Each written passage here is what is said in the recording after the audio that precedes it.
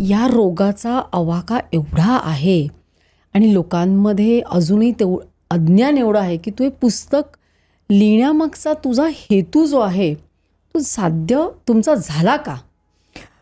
झाला आणि नाही झाला. कारण मोजायचं कसं सांग तू मला. आता मी काही ठिकाणी गेले मोठ्या मंचावर, तिथे मला लाखो लोकांनी माझं ऐकलं, निदान 1,00,000 लोकांनी ऐकलं.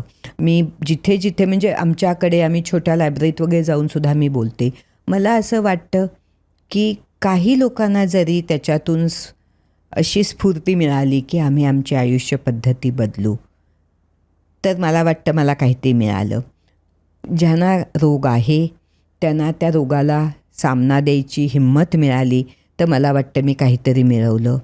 आणि बाकी काही नसेल तरी लोकांनी म्हणजे जे सुदैवी लोक आहेत ज्यांना काहीही या रोगाबद्दल जाणून घ्यायची गरज नाही आहे, पण तरी त्यांनी वाचलं, तर त्यांना आपलं शरीर किती गुंतागुंतीचं आहे ना, आपण काय किती प्रमाणात आपण पुढे आलो आहेत, आपण केवढे सतत प्रयत्न करत असतो स्वतःचं शरीर समजून घ्यायचं, ते वाचणं म्हणजे एखाद्या कादंबरी वाचण्यासारखं आहे. काही लोकांनी मला लिहिलं की तुझं पुस्तक आम्ही 2 तासात वाचलं, आम्ही खालती ठेवलंच नाही.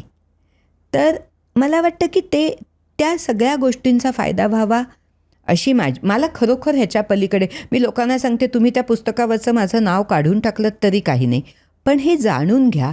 कारण जेवढं आपल्याला माहिती असतं तेवढं आपण स्वतःचं संरक्षण चांगल्या प्रकारे करू शकतो. आणि हे फक्त म्हणजे तू पण आई आहेस वगैरे, तुला कळेल मी काय बोलते, की हे फक्त स्वतःचं संरक्षण नाही आहे. एखाद्या बाईने तिच्या मुलांना काय खायला द्यायचं किंवा तिच्या नातवांना काय सवयी लावायच्या, त्याची कारणं इथे त्यांना मिळतील.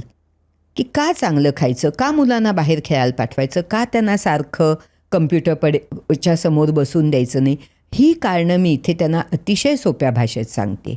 आणि आज पण मला वाटत नाही इतक्या सोप्या भाषेत लिहिलेलं पुस्तक इतकी विस्तृत माहिती देणारं कुठचंही दुसरं नाही आहे. ही क्लिप शेवटपर्यंत बघितल्याबद्दल खूप खूप धन्यवाद.